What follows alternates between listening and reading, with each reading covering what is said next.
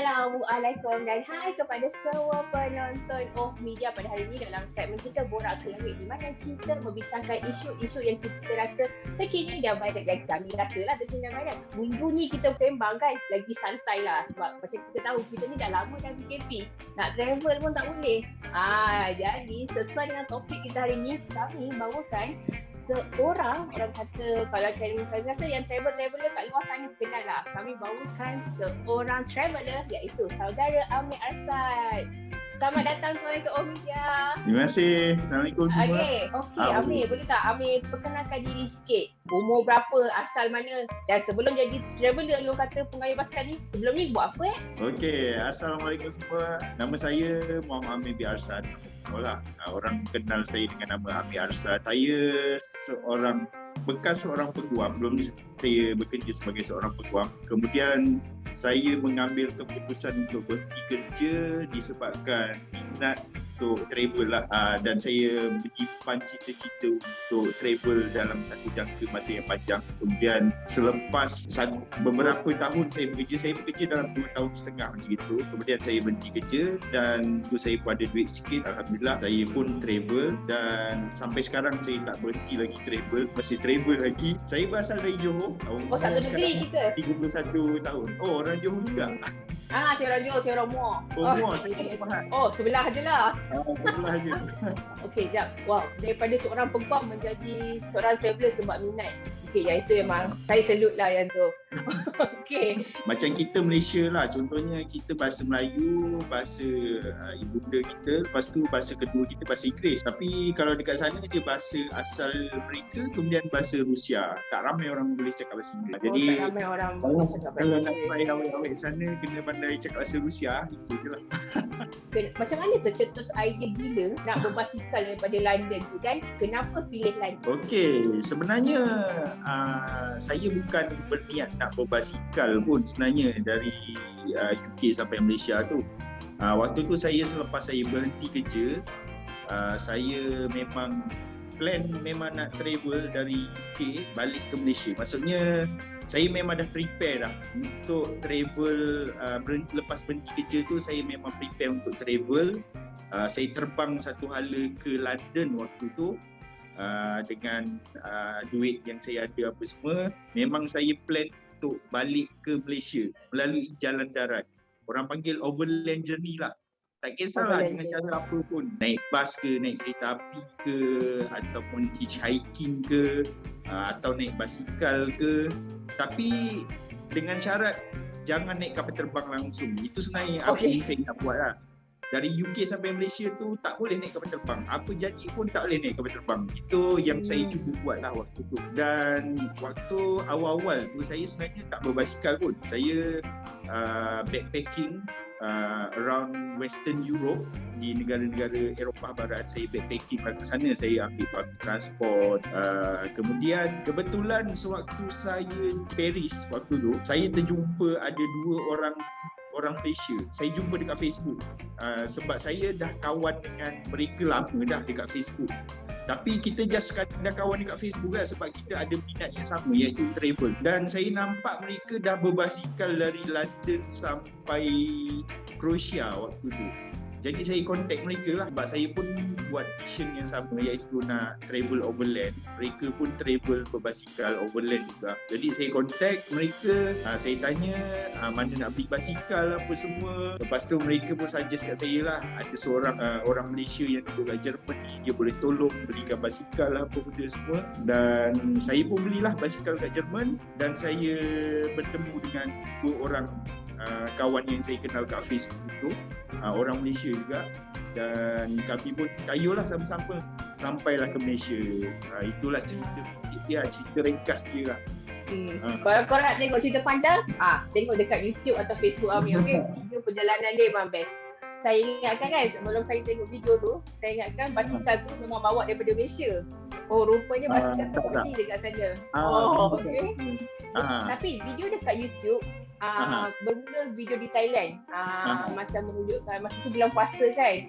Kenapa Betul. video di YouTube mulakan dengan video di Thailand, bukan Adventure Natus? Sebenarnya waktu awal-awal saya travel tu, saya buat sikit-sikit je, rakam sikit-sikit video. Saya banyak menulis dekat Facebook, banyak menulis lah waktu tu. Saya ni waktu tu memang tak terfikir ataupun tak terniat pun nak jadi YouTuber ke apa. Adalah fikir macam syok juga kalau jadi YouTuber yang buat video-video travel ni kan. Tapi waktu tu dia macam tak ada motivation yang kuat lah. Tak ada sebab yang kuat kenapa saya nak buat video. Lagipun salah satu sebab kenapa saya tak banyak buat video waktu awal-awal tu disebabkan kita terhad sumber macam elektrik, sumber internet, sebab kita selalu berada kat jalan. Memang hidup ni boleh kata memang kat atas jalan je. Jadi elektrik tu payahlah nak jumpa. Kalau kita tumpang kat rumah orang ke, ataupun kalau kita tumpang masjid ke, ataupun kedai makan ke apa, barulah dapat elektrik. Kalau tak, sebab kita orang memang sentiasa camping, boleh kata memang banyak camping je. Jadi bila camping ni kita kena save bateri tu betul-betul lah. Macam saya pakai handphone memang tak hidupkan kalau tak ada keperluan, sebab kita nak save handphone untuk emergency saja, untuk tengok GPS ke apa. Jadi memang tak banyak video yang saya ambil gambar sikit-sikit, video sikit-sikit itulah. Tapi yang dekat Thailand tu kenapa saya buat, sebab waktu tu saya pun dah start ada macam orang dah start kenali kami, kenali saya, kawan saya, dan mereka tertunggu-tunggu bila journey tu nak sampai Malaysia. Jadi saya pun fikir okay, ni mungkin sebelum raya boleh sampai Malaysia ni. Jadi saya pun fikir nak update setiap hari, buat video setiap hari untuk update kepada orang yang menanti kami kat Malaysia tu untuk tahu kami berada kat mana. Jadi saya buatlah video setiap hari, saya buat sampailah ke sempadan Malaysia. Rasa dia macam bila dengar macam dan inspirasi untuk mengembara tau lepas habis PKP ni. Sebab kita tahu tak, setiap negara ni ada undang-undang sendiri. Bila kita nak ke sana, nak membasikal semua, ada tak berdepan dengan apa-apa masalah undang-undang atau setatai, sebab sistem negara setiap negara, sistem undang-undang setiap negara ni kan berbeza kan. Jadi macam mana tak macam ada apa-apa halangan di sana? Ya, kalau sebelum masuk ke sesuatu negara tu biasanya saya akan cek benda yang paling penting. Saya akan cek macam mana nak masuk negara tu. Sebab first kita kena masuk negara tu dululah, baru kita boleh travel kat dalam negara tu kan. Jadi saya cek lah perkara-perkara yang penting sebelum masuk ke negara tu. Sebagai contoh visa.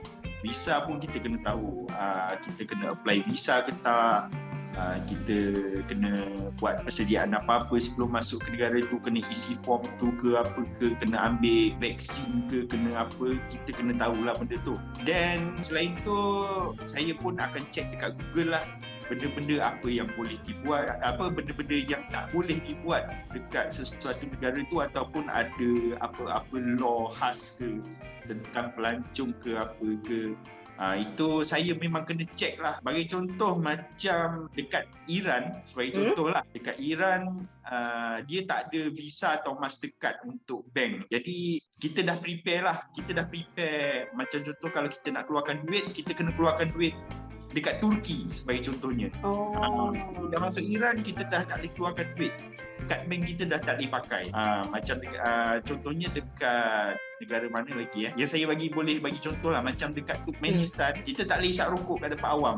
Kalau kena ni kena tangkap lah, itulah. Lepas tu contoh dekat Germany, antara law yang tak boleh, yang kita hidup ke api lah. Maksudnya macam unggun api, kita tak boleh buat unggun api. Kalau camping ke apa, jangan buat unggun lah. Macam kebanyakan negara-negara Europe macam itu, kita tak boleh nak buat unggun api kalau camping ke apa. Boleh kena saman lah. Jadi banyak untuk mengembara kena ambil tahu sebelum kita masuk negara tu. Saya biasa Google je. Saya akan tengok kat Google lah. Jadi ilmu sebelum mengembara tu sendiri, satu tempat tu kita kena pastikan kita tahulah undang-undang peraturan negara tu sendiri. Betul. Itu saya rasa benda yang agak penting juga lah, kita kena ambil tahu. Takut-takut nanti kita buat something yang salah, kita kena tangkap ke, itu dah jadi masalah kan. Asal daripada sumber makanan tu macam mana? Memang macam daripada memang bawa siap-siap ke, kalau ada beti ke macam bedal je? Saya boleh kata most of the time kami masak lah. Kami masak sebab satu nak jimat. Lepas tu yang kedua, bila masak ni confirm lah kita yakin nak makan sebab halal kan. Sebab biasanya kami akan masak menu-menu yang simple je. Nasi, telur, kuah kari, sardin, itulah benda yang simple je untuk kami makan. Kalau nak beli makanan, banyak negara yang macam contoh dekat Europe ramai Muslim kat sana. Jadi ramai Muslim yang buka restoran juga, macam kedai Turkish ke, dari orang-orang Syrian ke yang buka kedai kat sana kan. Kalau negara-negara Muslim macam Turki, macam dekat Bosnia ke apa, senang kan nak cari makanan halal. Apa perkara pelik yang macam lalu kat negara tu dia macam wow, first time aku tengok benda lah. Ada tak? Banyak sebenarnya. Tapi antara yang paling pelik yang saya pernah rasa macam kagum, macam pelik betul-betul pelik dekat China. Sebab dekat China ni saya tak tahulah, dia macam-macam ada. Benda yang pelik-pelik ada. Sebab kita pun tahu kan, China ni dengan benda pelik-pelik, kita pun banyak ambil barang dari China apa semua, jual kat Malaysia apa semua kan. Jadi bila kat sana tu saya rasa pelik sebab macam-macam teknologi lah, benda yang kita tak pernah jumpa sebelum ni kita boleh nampak. Macam penonton kita disajikan macam keindahan Korea tu, sama tak masa Amir bawa basikal? Sama tak yang Amir nampak kat sana? Okey, lain sikit. Kalau orang Malaysia pergi ke Korea tu, dia biasa akan pergi ke kawasan bandar yang terkenal macam Seoul, macam Busan. Banyak orang Malaysia pergi area situ je lah. Tapi sebab saya berbasikal waktu tu, saya melalui kawasan orang kata rural area, kawasan yang agak bukan kawasan yang famous, kawasan yang pedalaman sikit, kawasan yang jauh dari tempat pelancong datang lah. Dan bagi saya memang sangat cantik lah. Suasana kat sana memang saya sangat suka. Dia tak macam mana kalau kita tengok kat TV yang dia tunjuk kawasan luar bandar tu cantik, tapi bila kita tengok depan mata, dia punya cantik dia tu lain macam. Saya boleh kata suasana kat sana saya suka lah dengan nature dia. Walaupun sampai Korea ni banyak agricultural land yang bagi saya agak boring lah tengok, tapi ada tempat yang memang sangat cantik lah. Lebih-lebih lagi kawasan coastal dia, coastal pantai timur dekat Korea tu lah. Memang saya suka. Saya berkayuh dekat sana. Busan ke apa nama tempat tu, hampir-hampir dekat dengan Sokcho lah. Sebenarnya saya lalu jalan tepi pantai. Panjang-panjang tu view kat situ memang sangat cantik lah. Dan saya secara personal, saya memang suka pantai. Jadi bagi saya memang sangat amazing lah. Pemandangan kat situ memang sangat cantik. Okey, kalau ada orang kata lepas ni PKP dah tak ada kan, pintu sepadan dah buka. Okey, ada tak perancangan nak teruskan kerja gila ni lagi? Macam kalau bagi kami ni kerja gila, tapi bagi Amir benda ni minat. Kalau kita macam wow, ada tak perancangan nak travel negara lain pula? First, saya harap border negeri-negeri buka dulu. Saya akan habiskan saya punya mission lah, yang kayuh sebenarnya Malaysia tu sebenarnya tak habis lagi. Saya start dari Shah Alam sampai ke Terengganu ni. Lepas tu PKP saya sangkut. Saya plan nak masuk ke Kelantan, ke negeri-negeri utara dan balik semula ke kawasan KL, Lembah Kelang lah. Saya akan habiskan dulu kayuh Malaysia tu, saya habiskan dulu. InsyaAllah kalau ada rezeki, saya pun akan ke Sabah Sarawak kalau ada. Dan kalau border Malaysia dah buka, InsyaAllah saya akan kayuh kat negara lain pula. Saya tak pasti, tapi negara pertama yang InsyaAllah yang saya akan berkayuh adalah Jepun lah. Itu apa yang saya fikir dalam kepala. Kalau nak travel mungkin first thing lepas border Malaysia buka, InsyaAllah mungkin kalau tak ada apa-apa saya nak menunaikan umrah ikut. InsyaAllah. Semoga lepas. Itu adakah nak naik basikal ataupun naik flight yang tu nak Kalau pergi umrah naik flight lah, naik basikal lama nak sampai.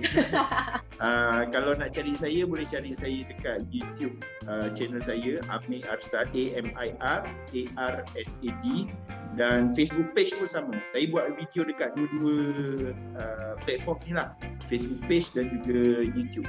Okey, terima kasih Amir sebab sudi untuk live sama video pada hari ini. Semoga kita dapat travel kat luar satu hari nanti. Bye. Assalamualaikum. Waalaikumsalam warahmatullahi wabarakatuh.